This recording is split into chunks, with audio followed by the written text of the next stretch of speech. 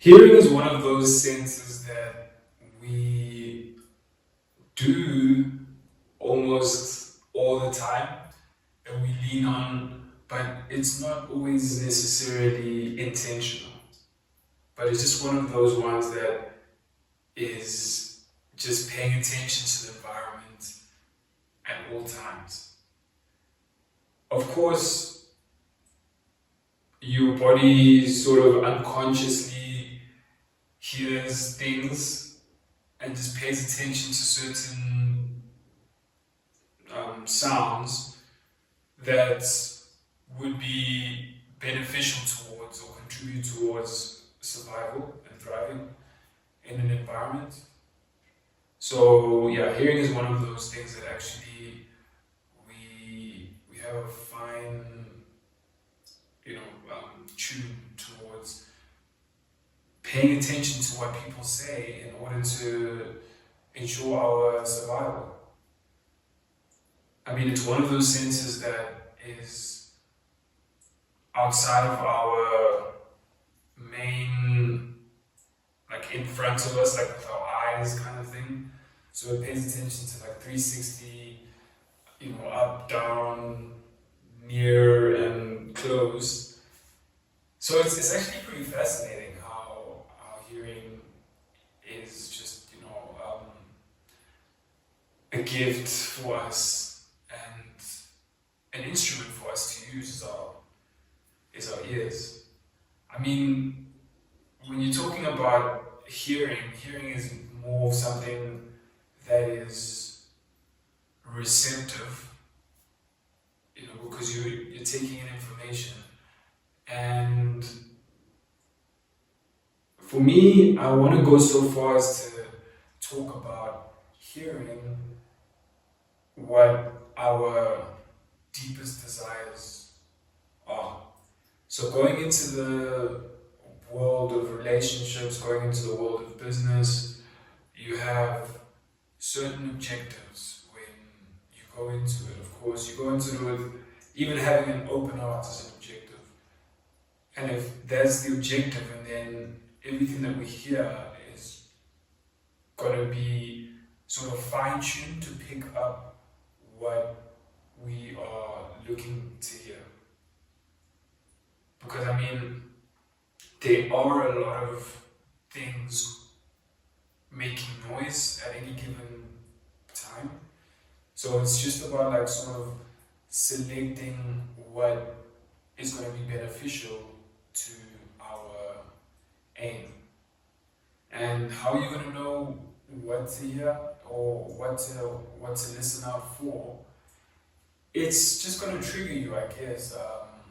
Something is going to come in your sphere, in your space, that is going to be indicative of what it is that you're actually pursuing. And that's why it's important to listen to everything, because it's already been sort of filtered out to be personalized towards what you have in mind as an objective. So yeah, and to be honest, also with that being said, you hear everything that you can to then process and come up with the right course of action.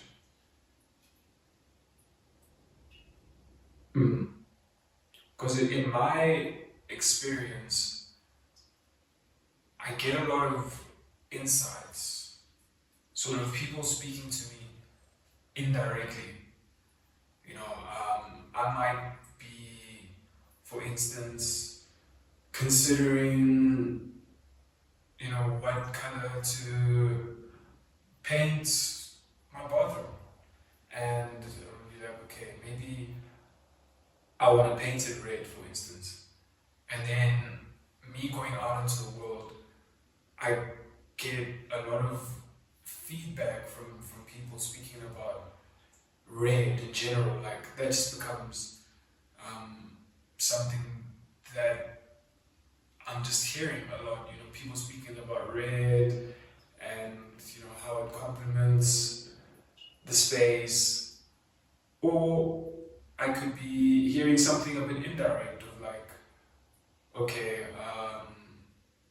maybe you don't need to be really too concerned about the colors and stuff, just do whatever it is, just get on with it kind of thing. But like people talking about it with not referencing the bathroom in particular, but then with that being on my mind, I get a lot of like coverage of that question that I have, and it gets answered in an indirect way.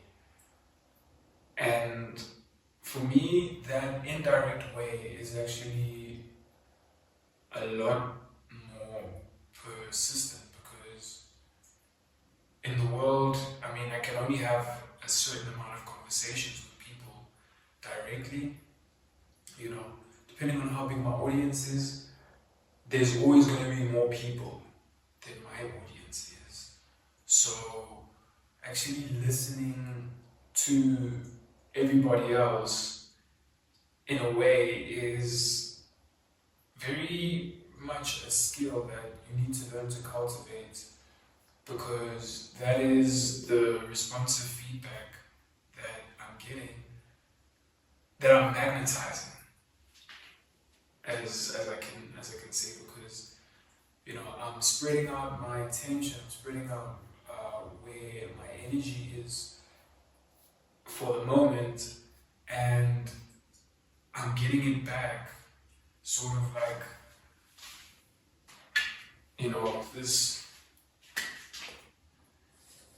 this is me, and my intent. This is actually also the flag of Japan, but so my intention will sort of be spreading just like that,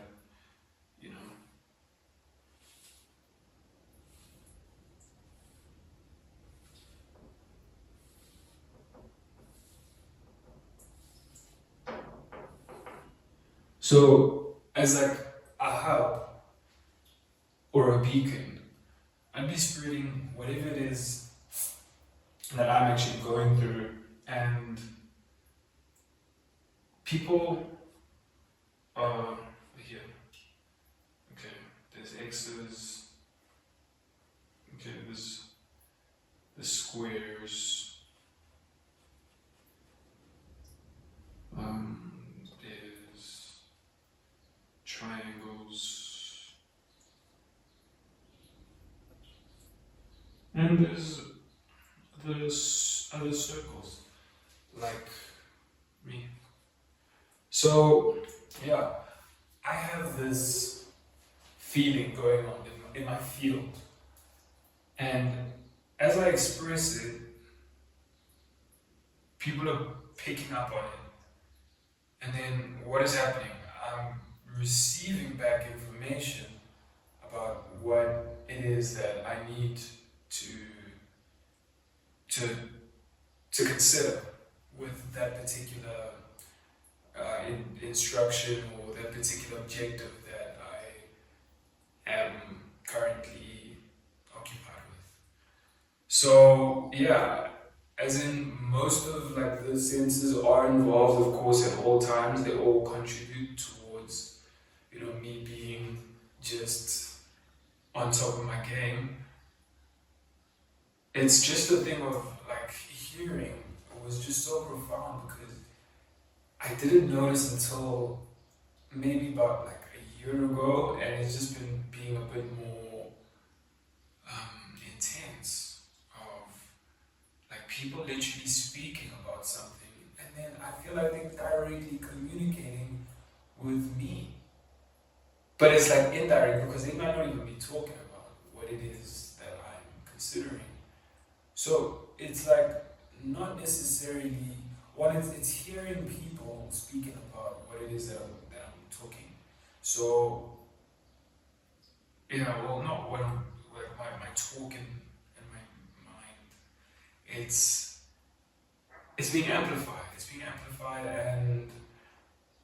sort of when I pick up on what the conversation is at the moment, it also what it shows me where I am energetically. It shows me sort of, just the different variables making up where I am.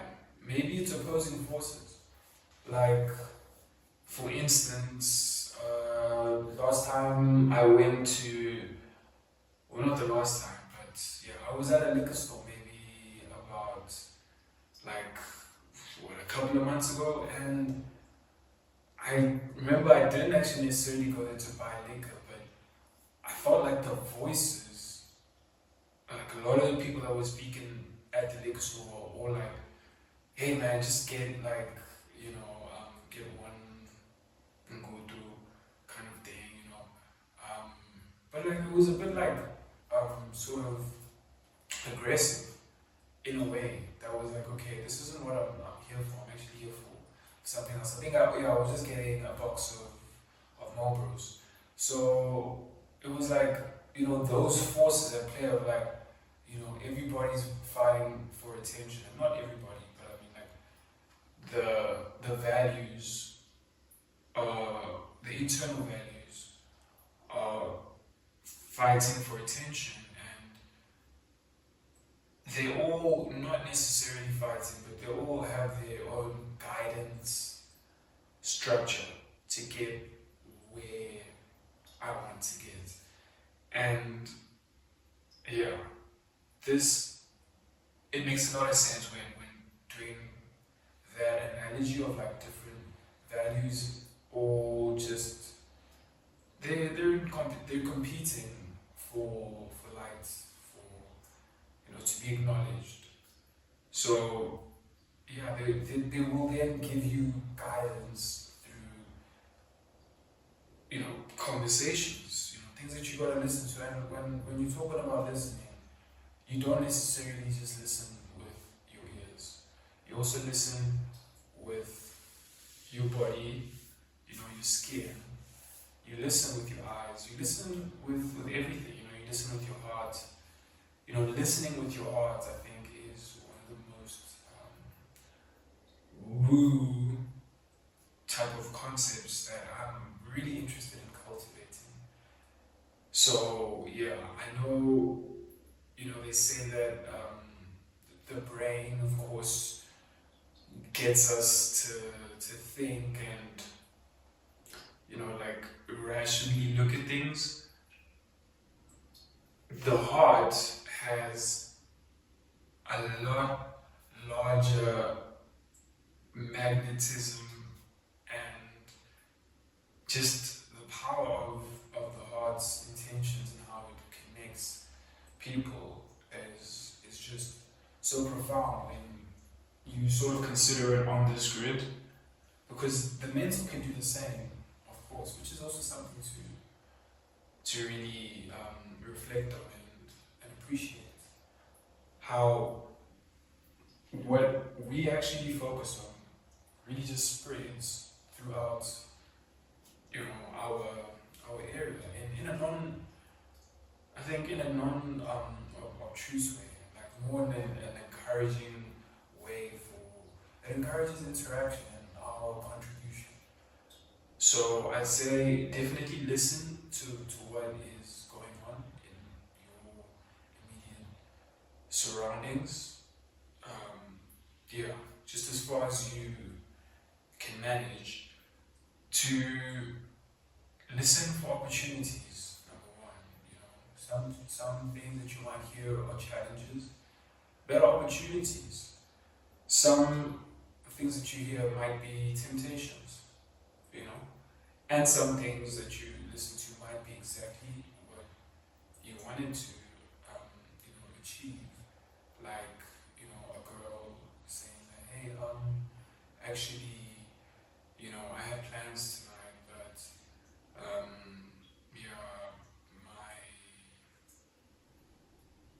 my colleagues sort of cancelled, whatever. That could be an opportunity, an invitation to actually make plans, with her for the night. But it just depends if you are listening and you're aware, you're present in your heart, and present in your mind, honoring where your mind is, but also knowing what your heart truly wants. And yeah, some things you hear might be an opportunity just to really speak up about what it is that you're striving for, to speak about your truth. So yeah, as much as hearing is very receptive, it encourages sometimes just to be like, okay, that's okay. Or it encourages you to then create something for yourself to respond to it. So it's a nice little, dance when considering listening. The listening in itself is great. It's great because it's empowering. Once you actually found yourself on the frequency of what it is that you like to hear, for example, as in a positive feedback loop, and you just listen to that, how it charges you and it energizes you, is so wonderful.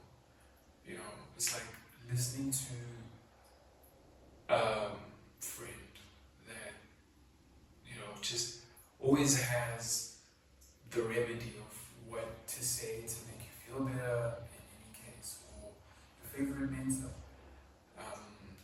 in whatever field it is, it just has insights that when you listen just transform your understanding. Listening is okay in of itself. It's not a need to.